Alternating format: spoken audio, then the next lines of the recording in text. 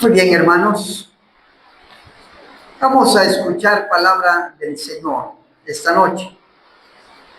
Voy a pedirles que ustedes puedan abrir su Biblia conmigo en el Evangelio de Mateo, capítulo 14, del 1 al 12. Ahí vamos a leer. Evangelio de Mateo, capítulo 14, versículo 1 al 12. Esta será nuestra lectura de la exposición de la palabra del Señor en esta noche ya. Cuando usted lo tenga y esté preparado para leer, vamos a leer. Capítulo 14, versículo 1 al 12. Dice la palabra del Señor de la siguiente manera. Voy a leer en la versión latinoamericana o también en la versión de las Américas, que es una versión muy bonita también. Vamos a leer la palabra del Señor. Versión de las Américas voy a utilizar para la lectura. Dice la palabra del Señor de la siguiente manera. Por aquel tiempo, Herodes, el tetrarca, oyó la fama de Jesús y dijo a sus sirvientes: este es Juan el Bautista, él ha resucitado entre los muertos. Y por eso es que poderes milagrosos actúan en él. Porque Herodes había prendido a Juan, lo había atado y puesto en la cárcel por causa de Herodías, mujer de su hermano Felipe. Porque Juan le decía: no te es lícito tenerla. Y aunque Herodes quería matarlo, tenía miedo al pueblo, porque consideraba a Juan como un profeta.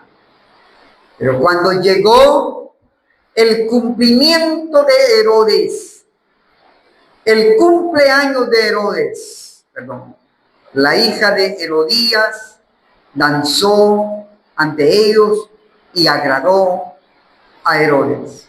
Por lo cual le prometió con juramento darle lo que ella pidiera. Ella, instigada por su madre, dijo: dame aquí en una bandeja la cabeza de Juan el Bautista. Y aunque el rey se entristeció a causa de su juramento y de sus invitados, ordenó que le dieran y mandó decapitar a Juan en la cárcel.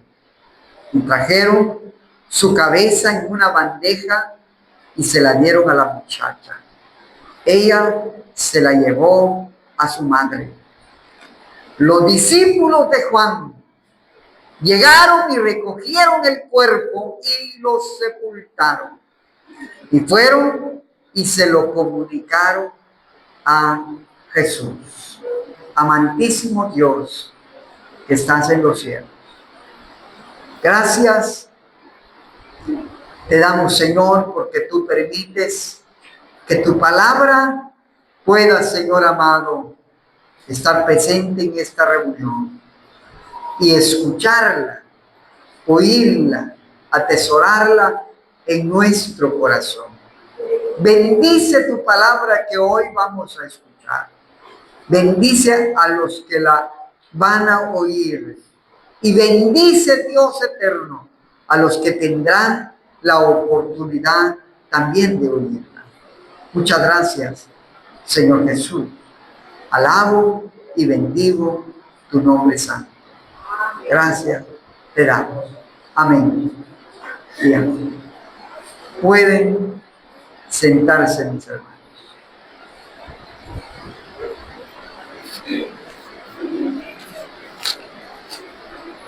La lectura de esta noche, pues es una lectura que no es de aquellas lecturas que uno dice, qué bonita historia, qué interesante esta historia. Porque la lectura lleva en sí un relato que es estremecedor, que da tristeza, que da dolor. Y al mismo tiempo, la lectura de hoy nos presenta, en su aplicación, nos presenta retos y desafíos. Y nos presenta que hagamos en cierto sentido alguna reflexión hacia nuestra vida, hacia cómo está nuestra relación con el Señor, el dueño de esta creación. Y a pensar qué significa y qué representa para un seguidor, para un discípulo de Cristo, vivir con la experiencia que le tocó vivir a este hombre de Dios. Este hombre de Dios que aquí en esta historia y en este relato se narra, se menciona la manera trágica como muere el profeta. Como ya lo he dicho en muchas ocasiones, los profetas, los apóstoles, ninguno de ellos murió con honras. Ninguno de ellos murió con aplausos, con elogio, con reconocimiento. Todos los profetas y todos los apóstoles y los discípulos de Cristo murieron de una manera muy trágica. Al principio de la era cristiana, la persecución que fue embestida hacia la iglesia, muchos de esos cristianos fieles del siglo I tuvieron que morir por la causa de Cristo, tuvieron que morir quemados, muertos como antorchas encendidas. Algunos murieron en el circo romano. Algunos murieron siendo presa o siendo el hazme reír de la gente, la burla de muchos, porque murieron en los juegos, en los círculos de diversión que tenían los romanos. Y muchos cristianos fueron perseguidos a muerte y fueron llevados a otros lugares, murieron exiliados, murieron en catacumbas, murieron en cuevas, murieron en el desierto, murieron quemados, murieron decapitados. Ese fue el destino de muchos de los primeros cristianos. Cosa que para nosotros, hoy en este tiempo y el día de hoy, ninguno de nosotros ha vivido o ha sufrido el vituperio por la causa de Cristo. A ninguno lo han llevado a la cárcel. A ninguno lo han decapitado por la causa de Cristo. No. Nadie. Por lo menos aquí en Guatemala, tal vez en el tiempo de la guerra, en el tiempo del conflicto interno armado, más o menos como en el 83, 82, 83, 84, por ahí, al 85, hubieron algunos cristianos que murieron por la causa de Cristo, porque desafiaron el tiempo, porque desafiaron la circunstancia y tuvieron cultos y adoraban a Dios en medio del conflicto interno armado, que no hallaban en qué bando hacerse, si al lado del ejército o al lado de la subversión, porque no tenían ninguna forma de tomar un partido, tenían que estar neutrales los cristianos. Y por el hecho de ser neutrales, muchos cristianos en la parte norte del país tuvieron que morir porque sus casas fueron saqueadas y fueron quemados. Y por el simple hecho de ser cristianos y no unirse ni al gobierno ni a la subversión, algunos cristianos fueron perseguidos y fueron muertos. A partir de ahí, a partir del 92 en adelante, ya no se ha tenido la persecución que se tuvo tal vez en ese tiempo, en donde algunos desafiaron su fe. Hoy en día, nosotros tenemos plena libertad de cultos.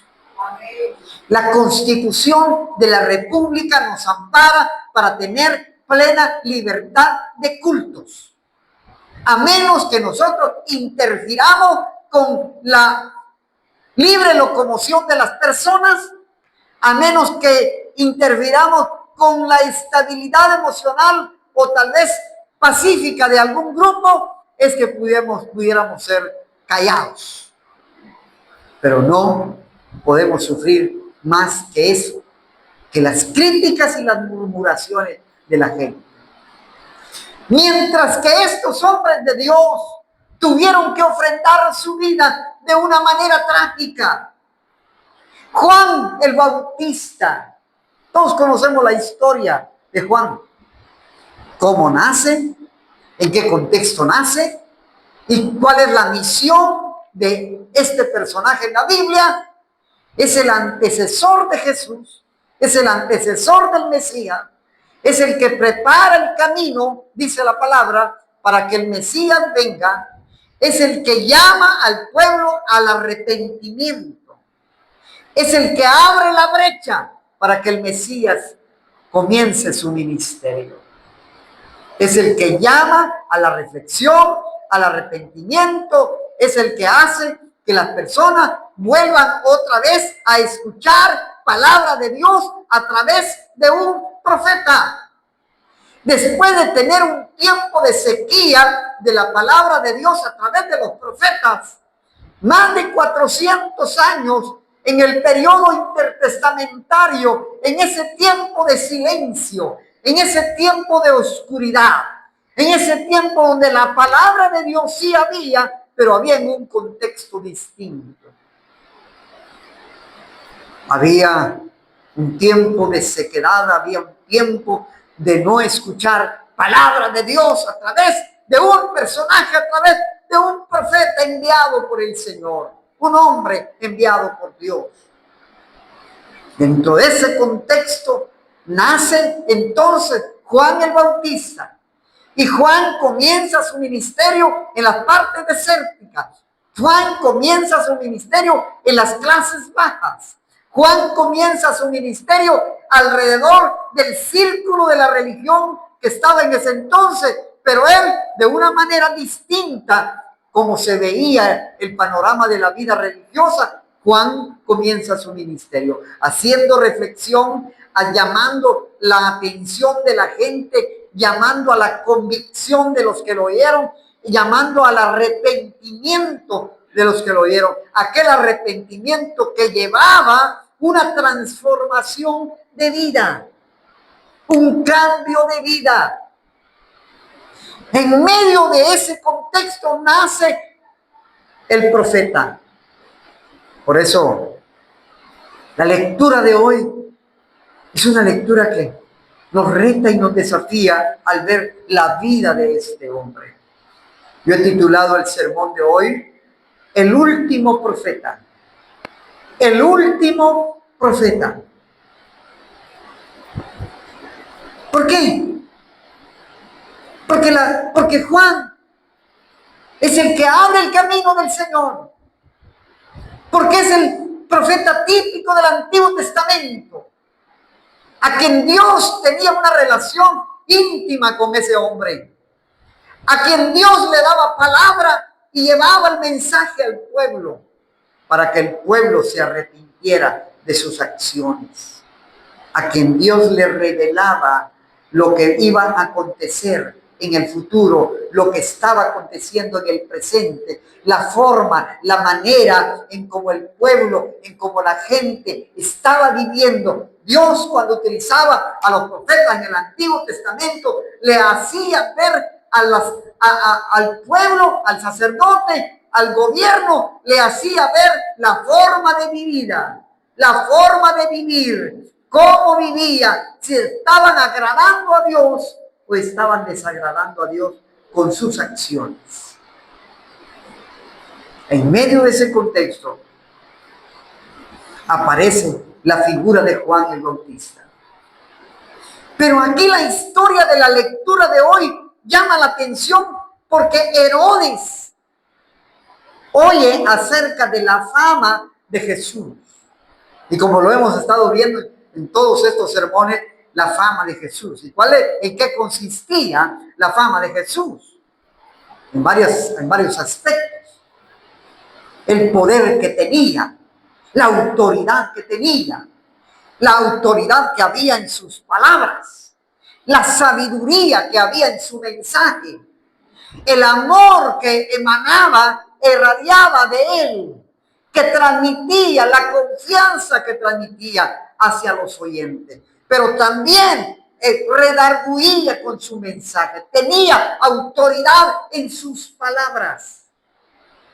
Ese mensaje de Jesús, el mensaje del reino, el que él predicó, el que él predicaba, ese mensaje que muchos tuvieron la bendición y la gran dicha de oírlo.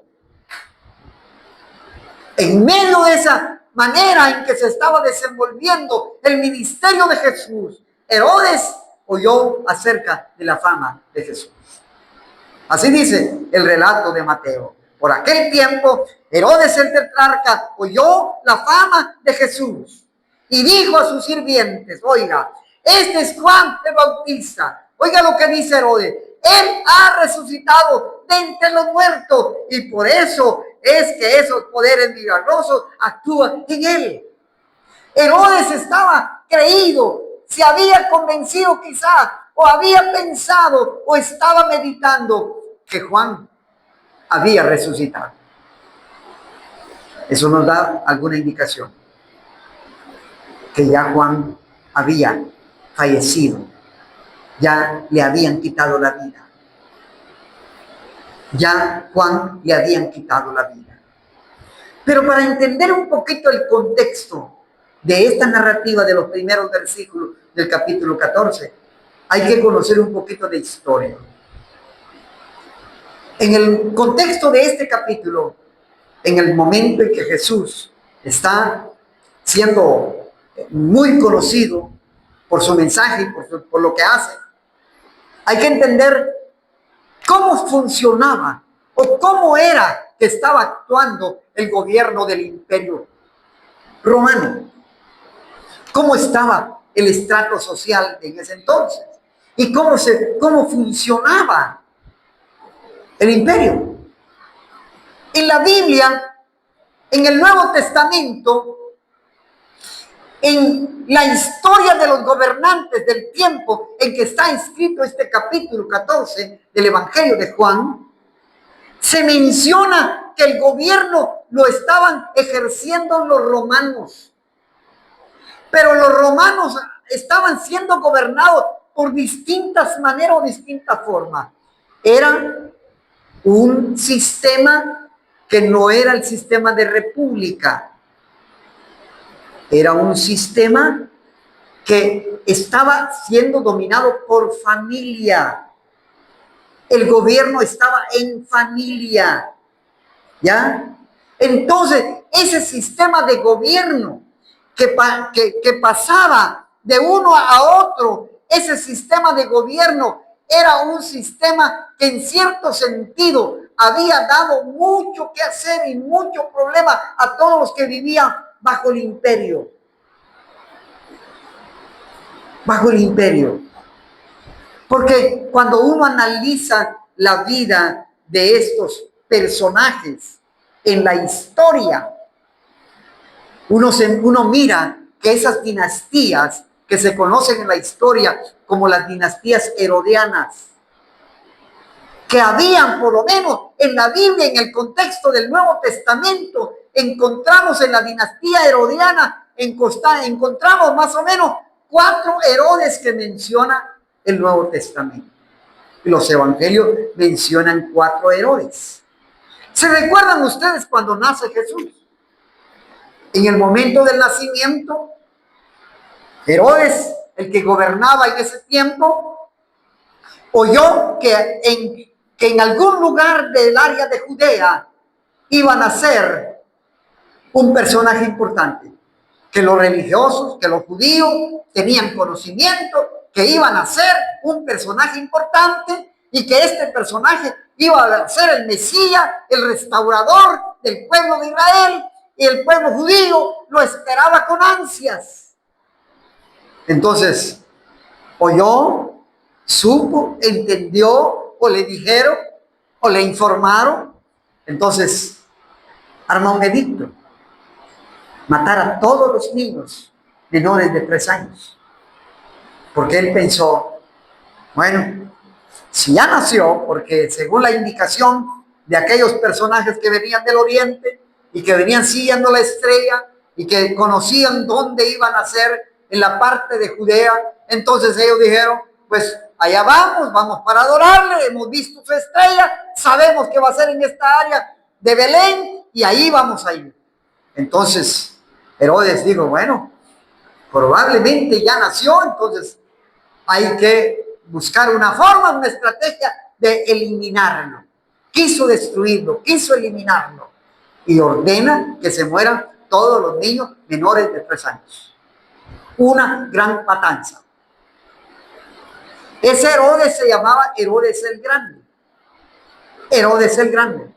Hubieron 4 Herodes. Les voy a decir así rapidito los 4 Herodes. Uno era Herodes el Grande. 2 era Herodes Antipas o Herodes el Tetrarca. Es el del texto que hoy estamos leyendo. Y el otro es Herodes Agripa II, porque había Agripas I y hubo Agripas II. Y por último había Agripas III. O sea, una serie de Agripas, pero siempre Herodes. Ahora, el relato de la historia que hoy leímos está en Herodes el Tetrarca o Herodes Antipas. ¿Qué pasó con Juan, con este Herodes? Resulta que Juan, el profeta, le dice a este Herodes, no te es lícito vivir con la mujer de tu hermano. Resulta que la mujer de su hermano Herodes, Filipo, se llamaba el anterior, se había casado con una mujer que era una idumea, una árabe, entre árabe y judío, era una mezcla. Se casó, era entre familias, los casamientos en ese entonces, especialmente las familias reales, eran entre familias. Ella se había casado con un familiar y ese familiar era Herodes Filipo. Pero resulta que Herodes Antipas quiso tener también a ella como mujer, y esta mujer se llama Salomé. Entonces, y era tío de ella. Entonces la quiso tener como mujer. Y vino Juan, el profeta, le dice, no te es lícito vivir con la mujer de tu hermano. Y eso causó enojo a Herodes. Porque los reyes romanos, en aquel entonces, del imperio, no se les podía decir nada, no se les podía cuestionar, no se les podía contradecir. El que contradijera, el que cuestionara, sin duda alguna, era un candidato a muerte. Y el profeta Juan el Bautista le dice, no te es lícito vivir con la mujer de tu hermano. Pues resulta que en una fiesta, Herodes Antipa celebra la fiesta de su cumpleaños. Y ahí están los gobernantes, ahí están los dirigentes, ahí están quizás líderes importantes de toda esa región, celebrando su cumpleaños. Y en la celebración de su cumpleaños, la muchacha Salomé, hija de Herodías, que era la mujer con que él estaba viviendo, esta muchacha empezó a bailar, empezó a danzar, y a él le gustó la danza y se complació con la danza de Salomé, hija de Herodías, y le dice, todo lo que tú pidas te lo daré. Y mire la petición de esta muchacha. ¿Qué petición la que le hace a Herodes? Le dice, deseo, y dice el texto, intrigada, dice el pasaje, por su madre Herodías, le dice que pida la cabeza del profeta en una bandeja de plata. Mire qué es lo que pide. La cabeza del profeta en una bandeja de plata, pide Salomé, hija de Herodías. La petición es una petición cruel, dura, inconcebible. ¿Cómo se pide la cabeza de una persona en una bandeja de plata? Y es que el profeta había incomodado. Y es que el profeta había trastocado el honor de estos hombres y de esta mujer. Y es que el profeta había tocado la intimidad de ellos. El pecado estaba en ellos. El profeta había tocado con sus palabras, había tocado lo íntimo de ellos, las acciones malas que estaban cometiendo. Y por eso el resquemo, y por eso la intriga, y por eso la molestia, y por eso la petición, pedir la cabeza del profeta en una bandeja de plata. Y el pasaje dice, oiga lo que dice el pasaje, oiga, pero cuando llegó el cumpleaños, voy a leer el versículo siguiente, y ella, intrigada por su madre, dice el versículo 8, dijo, dame aquí en una bandeja la cabeza de Juan el Bautista. Y aunque el rey, oiga, y aunque el rey se entristeció a causa de su juramento y de sus invitados, ordenó que se la dieran. Y mandó a decapitar a Juan en la cárcel, y trajeron su cabeza en una bandeja y se la dieron a la muchacha. ¿Y qué hizo la muchacha? Y ella se la llevó a su madre. Mire qué cosa tan cruel, tan dura. Esta muchacha le lleva la cabeza del profeta a la mamá, como un premio, como un regalo, como un desahogo de la situación incómoda que les estaba tocando vivir, en que el profeta les había denunciado su pecado. Esos son los verdaderos profetas, los que enfrentan la condición de los seres humanos a través de lo que Dios diga. Si Dios dice que alguien está viviendo mal y lo tiene que enfrentar y le tiene que decir, ese es un verdadero profeta. Juan, un verdadero profeta. Juan, un hombre que en Jesús había dado testimonio anteriormente, cuando dijo, ¿qué salieron a ver ustedes al desierto? ¿Una caña sacudida por el viento? No, ustedes salieron a ver a un verdadero profeta, dijo el Señor. Él mismo había dado testimonio de Juan. Un hombre íntegro, un hombre fiel a Dios, un hombre fiel al llamado, un hombre fiel a la palabra del Señor, que le costó la cabeza, que le costó la decapitación, que murió de la manera más trágica, morir decapitado. Ahora, ¿qué lección nos deja a nosotros esta historia? ¿Qué lección nos deja? ¿Qué lección práctica podemos aprender de la narrativa de hoy? De la lectura de hoy. ¿Nos dejará alguna lección? Yo creo que pudiéramos sacar de esta lectura, de esta historia, lecciones prácticas a nuestras vidas que nos puedan servir de una aplicación muy directa hacia nosotros. Como discípulos de Cristo, como predicadores del Señor, como pregoneros de su palabra, como fieles seguidores de Cristo, ¿estaríamos dispuestos a dar nuestra vida por la causa de Cristo? ¿Estaríamos dispuestos a dar nuestra vida por predicar el Evangelio? Si tendríamos que hacerlo, ¿lo haríamos? Si tendríamos que exponernos a la muerte, ¿lo haríamos? Esas son de las preguntas que nos tendríamos que contestar. Esas son de las preguntas desafiantes que nos tendríamos que hacer. ¿Tomaríamos a Juan como un modelo de profeta, de hombre de Dios, de un fiel seguidor, de un fiel discípulo, de un buen predicador? Aquellos que están dispuestos a dar su vida por la causa de Cristo.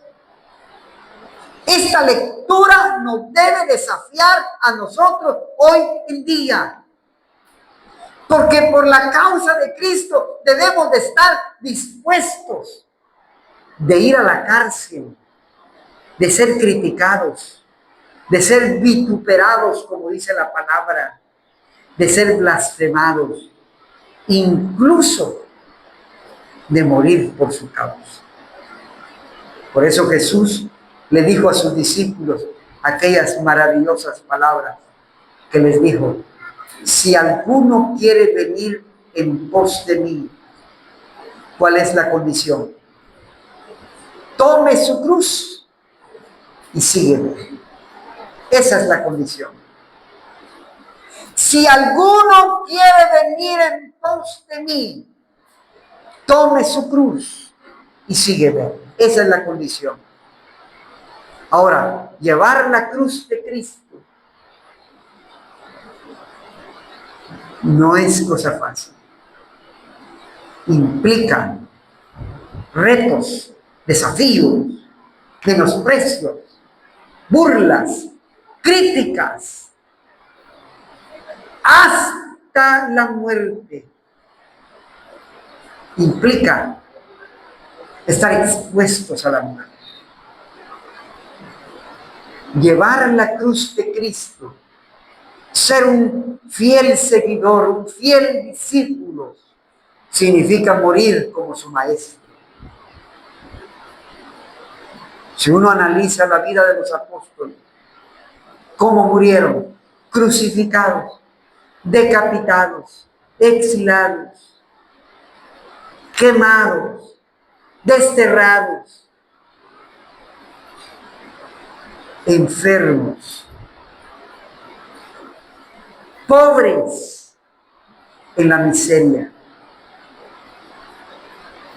Ninguno de ellos murió con honras. Hoy en día miramos en las redes sociales que hay peregrinaciones, que aquí está enterrado el apóstol Pedro, que aquí el apóstol Santiago, que aquí están los restos, aquí están los huesos de tal apóstol. Pero eso ya fue muy posterior. Hoy en día, pues la gente hoy está hasta venerando esos lugares. Pero en realidad, los primeros siglos pasaron desapercibidos. Ni siquiera se mencionaba, ni siquiera se sabía. Ni siquiera fueron mencionados, fueron honrados. ¿Por qué? Porque ser seguidor de Cristo ser un predicador, ser de la palabra del Señor, ser un profeta de Dios, significa morir en la condición como murió el profeta Juan el Bautista, decapitado. ¿A causa por qué? Por decir la verdad, por confrontar el pecado, por no quedarse callado al ver la situación ética, moral de Herodes. Y al confrontarlo, no le cayó bien. Sentenció su muerte. Pues que Dios nos ayude. Que Dios nos ayude. Que nosotros podamos vivir nuestra vida de fe. Viviendo nuestra vida de fe. Aunque con retos y desafíos. Pero hay que vivirlo todos los días. Confiados de que si en esta vida sufrimos, un día tendremos recompensa por lo que hacemos, por la causa de Cristo. Así es que lo que hacemos nosotros en la obra del Señor no es nada, hermanos, que algún hermano, hermana, le critique a usted, no le hable, no le diga el saludo, no le dé el saludo, no le dé la mano, quizás no lo volteó a ver. Eso no es nadita comparado a lo que pasaron los grandes hombres de Dios. Nosotros debemos de mirar el blanco que es Cristo. No debemos de ver a los lados. Debemos de ver a Cristo. Él es el blanco. Y con el Señor no esperemos aplausos, ni regalos, ni reconocimientos. Pues nuestro reconocimiento mayor estará en el cielo. Que la palabra del Señor dice que tendremos, ¿qué dice Juan en Apocalipsis? Un nombre nuevo. Tendremos, ¿qué dice? Un nombre nuevo. Tendremos un cuerpo glorificado, un cuerpo resucitado, un cuerpo maravilloso. Y le miraremos cara a cara, así como Él es. Así dice su palabra. Póngase de pie. Vamos a darle gracias al Señor por su palabra en esta noche. Amantísimo Dios que estás en los cielos. Señor, te damos gracias en esta hora, porque tú permites, Padre eterno, la oportunidad de adorar y de bendecir tu nombre santo. Gracias te damos, Dios, por tu palabra. Muchas gracias, Señor Jesús. Bendice a tu pueblo, bendice a tus hijos, bendice a mis hermanos que hoy, Padre, están en este lugar para oír tu palabra. Te ruego, Dios, tu gracia y tu bendición con cada uno de nosotros.